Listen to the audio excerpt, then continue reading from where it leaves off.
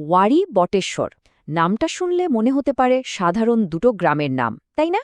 কিন্তু আসলে এটা শুধু গ্রামের নাম না, এটা বাংলার ইতিহাসের বুকে লুকিয়ে থাকা এক বিরাট রহস্যের নাম। এমন এক রহস্য যা আমাদের নিজেদের শিকড়কে, আমাদের অতীতকে একদম নতুন করে চেনাতে পারে। তো চলুন আজ এই বিশ্লেষণে আমরা একসাথে খুঁজে দেখি কিভাবে এই সাদামাটা দুটো গ্রাম তাদের মাটির গভীরে এত বড় একটা প্রাচীন নগরের গল্প লুকিয়ে রেখেছিল। আচ্ছা ভাবুন তো একবার, একটা আস্ত ২৫০০ বছরের পুরনো শহর, একটা মেট্রোপলিস, একটা সাধারণ গ্রামের মাটির নিচে সবার চোখের আড়ালে লুকিয়ে থাকতে পারে। শুনতে একদম সিনেমার গল্পের মতো লাগছে, তাই না? কিন্তু এটাই ওয়ারি বটেশ্বরের আসল ঘটনা। মানে চিন্তা করা যায়, একটা বিশাল নগরী সময়ের অতরে হারিয়ে গেছে, আর মানুষজন প্রজন্মের পর প্রজন্ম ধরে সেই ইতিহাসের ওপরই ঘরবাড়ি বানিয়ে থেকেছে কিচ্ছুটি না জেনে। তো চলুন এই প্রত্নতাত্ত্বিক ধাঁধার গভীরে ঢোকা যাক, কারণ এটা কিন্তু কোনো গল্প কাহিনী না, এটা আমাদের নিজেদের দেশের মাটিতে লুকিয়ে থাকা এক সত্যি ইতিহাস। আর এমন এক ইতিহাস যার ক্ষমতা আছে আমাদের জানাশোনা অনেক কিছুকে একদম ওলটপালট করে দেওয়ার। কয়েক দশক ধরে ওখানকার গ্রামের মানুষজন কি দেখেছে জানেন? তারা যখন নিজেদের জমিতে হাল চাষ করত বা মাটি খুঁড়ত, তখন প্রায় অদ্ভুত সব পুরনো জিনিসপত্র পেত। ধরেন পুরনো দিনের পুঁতি বা কোনো মুদ্রা বা ভাঙা মাটির পাত্র। কিন্তু তারা ঘুণাক্ষরেও টের পায়নি যে তারা আসলে একটা হারানো শহরের উপর বসবাস করছে। ব্যাপারটা এমন যেন ইতিহাস নিজেই মাটির তলা থেকে উকি দিয়ে বলছিল, এই যে আমি এখানে। যে কোনো বড় আবিষ্কারের পেছনেই তো থাকে কিছু মানুষের অদম্য কৌতূহল আর জেদ। ওয়ারি বটেশ্বরের গল্পটাও কিন্তু আলাদা না। তো চলুন এবার আমরা সেই মানুষগুলোর গল্প শুনি যাদের কয়েক দশকের লেগে থাকাটাই এই হারানো শহরটাকে আমাদের সামনে এনে দিয়েছে। আর এই আবিষ্কারের গল্পটা কিন্তু কোনো বড়সড় প্রত্নতাত্ত্বিক টিম বা সরকারি প্রজেক্ট দিয়ে শুরু হয়নি, না। এর শুরুটা হয়েছিল একদম ব্যক্তিগত জায়গা থেকে, একজন সাধারণ স্কুল শিক্ষক হানিফ পাঠান আর তারপর তার ছেলে হাবিবুল্লাহ পাঠান। বাবা আর ছেলের একটা অদম্য জেদ, আর সেই জেদ থেকেই কয়েক দশকের একটা লম্বা লড়াই। ভাবতে পারেন কতটা ধৈর্য ছিল তাদের। ১৯৩০-এর দশকে হানিফ পাঠান প্রথম এসব জিনিসপত্র জমানো শুরু করেন। তারপর ১৯৫৫ সালের দিকে তিনি এটা নিয়ে লেখালেখিও করেন, কিন্তু তখনকার বিশেষজ্ঞরা তেমন পাত্তাই দেননি। এরপর ৮০-র দশকে তার ছেলে হাবিবুল্লাহ পাঠান এই কাজটা এগিয়ে নিয়ে যান, খনন কাজের জন্য রীতিমতো ক্যাম্পেইন শুরু করেন। আর অবশেষে এত বছর পর ২০০০ সালে গিয়ে আনুষ্ঠানিক খনন কাজ শুরু হয়। মানে প্রায় ৭০ বছরের অপেক্ষা, বিশেষজ্ঞদের অবহেলা, হাজারটা বাধা, সবকিছুর বিরুদ্ধে একটা পরিবারের অবিশ্বাস্য লড়াইয়ের গল্প এটা। তো এই কয়েক দশকের দীর্ঘ অপেক্ষার পর যখন ফাইনালি ২০০০ সালে খনন শুরু হল, তখন মাটির নিচ থেকে যা বেরোতে শুরু করল তা সবার কল্পনাকেও হার মানিয়েছিল। চলুন এবার দেখি ঠিক কি পাওয়া গিয়েছিল মাটির নিচে, কি সেই সম্পদ যা ওয়ারি বটেশ্বরকে ইতিহাসের পাতায় চিরদিনের জন্য জায়গা করে দিয়েছে।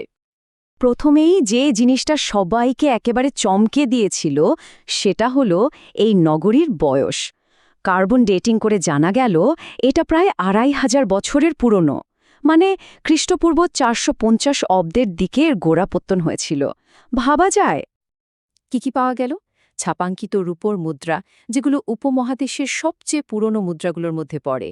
দারুণ সব ডিজাইনের কালো আর লাল মাটির পাত্র, অর্ধমূল্যবান পাথর আর কাঁচের পুঁতি, লোহার অস্ত্রশস্ত্র আর নানান সরঞ্জাম। আরও ছিল পোড়ামাটির শিল্পকর্ম। দেখুন, এগুলো কিন্তু শুধু কয়েকটা পুরনো জিনিস না, এগুলো একটা উন্নত শহরী সভ্যতার জ্বলজ্বন্ত প্রমাণ। মুদ্রাগুলো বলছে তাদের একটা শক্তিশালী অর্থনীতি ছিল, আর ওই সুন্দর পুঁতি বা মাটির পাত্রগুলো, ওগুলো জানান দিচ্ছে তাদের শিল্পবোধ আর দক্ষতার কথা। তবে শুধু এই সব ছোট ছোট জিনিসই না, পাওয়া গেছে আরও বড় কিছু। পাওয়া গেছে একটা বিশাল সুরক্ষিত শহরে প্রমাণ। চারদিকে পরিখা বা গর্ত খোঁড়া উঁচু দুর্গপ্রাচীর। মানে ওয়ারি বটেশ্বর কোনো সাধারণ গ্রাম ছিল না, এটা ছিল একটা পরিকল্পিত সুরক্ষিত দুর্গনগরী। আর এটা পরিষ্কার বুঝিয়ে দেয় যে তখনকার সমাজটা বেশ শক্তিশালী আর সংগঠিত ছিল। তো এই সব কিছু মিলিয়ে আসলে কি দাঁড়ায়? কি ছিল এই ওয়ারি বটেশ্বর? এত সব প্রমাণ একটা দিকেই আঙ্গুল তুলছে। এটা ছিল প্রাচীন পৃথিবীর একটা জমজমাট আন্তর্জাতিক বাণিজ্য কেন্দ্র। প্রত্নতাত্ত্বিকরা এর একটা সুন্দর নাম দিয়েছেন অ্যান্ট্রোপট। শব্দটা কঠিন শোনালেও মানেটা বেশ সহজ। এটা হলো এমন একটা বন্দর বা শহর যেখানে নানা জায়গা থেকে মালপত্র আসে, সেগুলো এখানে জমা করা হয় আর তারপর আবার অন্য জায়গায় পাঠানো হয়। সোজা কথায় একটা বিশাল ট্রেডিং হাব। ওয়ারি বটেশ্বর ঠিক এমনই একটা জায়গা ছিল। আর সবচেয়ে অবাক করার মতো ব্যাপার হলো এর আন্তর্জাতিক কানেকশন। এখানে এমন কিছু মাটির পাত্র পাওয়া গেছে যেগুলোকে বলা হয় রুলেটেড ওয়্যার। জানেন এগুলো কোথায় তৈরি হতো?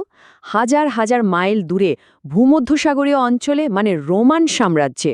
ভাবুন একবার, রোমানদের তৈরি জিনিস পাওয়া যাচ্ছে বাংলার একটা গ্রামে। এর চেয়ে বড় প্রমাণ আর কি হতে পারে যে ওয়ারি বটেশ্বরের সাথে রোমানদের সরাসরি ব্যবসা বাণিজ্য চলত?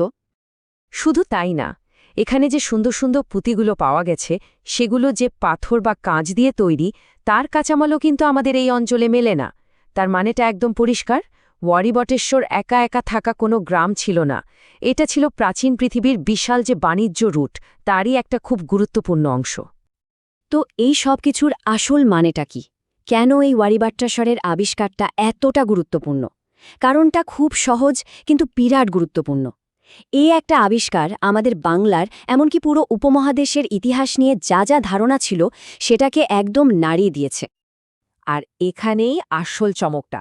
এতদিন ধরে ইতিহাসের বইয়ে কি লেখা ছিল? লেখা ছিল বাংলায় নগর সভ্যতা বা শহর গড়ে ওঠার শুরু হয় মৌর্য সাম্রাজ্যের সময় থেকে, মানে খ্রিস্টপূর্ব ৩০০ অব্দের দিকে। কিন্তু ওয়ারি বটেশ্বর এসে পুরো খেলাটাই ঘুরিয়ে দিল। এটা প্রমাণ করে দিল যে মৌর্যদের আসারও কয়েকশো বছর আগে থেকেই এখানে একটা উন্নত নগর সভ্যতা ছিল। মানে যে এলাকাকে আমরা ভাবতাম ইতিহাসের এক কোনায় পড়ে থাকা জায়গা, সেটা আসলে ছিল প্রাচীন দুনিয়ার বাণিজ্যের একটা মূল কেন্দ্র।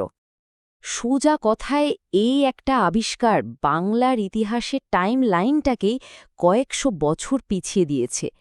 এটা শুধু একটা পুরনো শহর খুঁজে পাওয়া না, এটা আমাদের নিজেদের শেকড়কে নতুন করে চেনার মতো একটা ব্যাপার। তবে গল্পটা কিন্তু এখানেই শেষ না। ওয়ারি বটেশ্বরে খনন কাজ এখনও চলছে, আর প্রতি বছরই মাটি খুঁড়ে নতুন নতুন সব জিনিস বেরিয়ে আসছে, যা এই শহরের আরও অনেক অজানা গল্প আমাদের সামনে আনছে। ওয়ারি বটেশ্বরের এই গল্পটা আমাদের একটা জরুরি কথা মনে করিয়ে দেয়। আমরা ইতিহাস নিয়ে যা জানি সেটাই হয়তো শেষ কথা না। কে বলতে পারে আমাদের পায়ের নিচে এই বাংলার মাটিতেই হয়তো এমন আরও কত হারানো শহরের গল্প চাপা পড়ে আছে, শুধু আবিষ্কৃত হওয়ার অপেক্ষায়।